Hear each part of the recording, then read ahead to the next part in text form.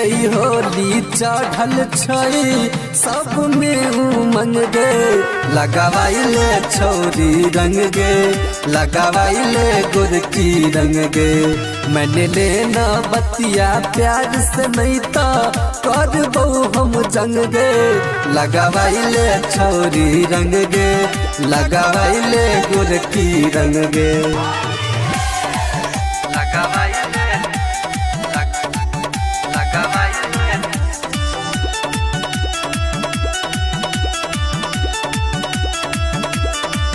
लोलियो पिचकारी वही में हम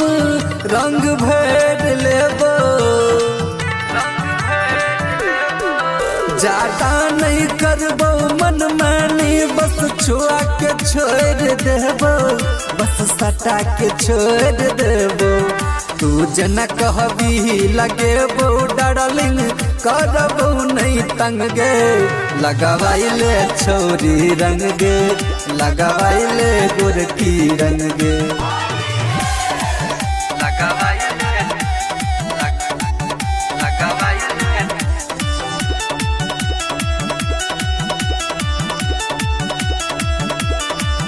मन्नू राना के लगबे दही रंग दूनू गलिया मैं तो चुइस के ठोर बिगाड़ देबो हम होठ के होठल लिया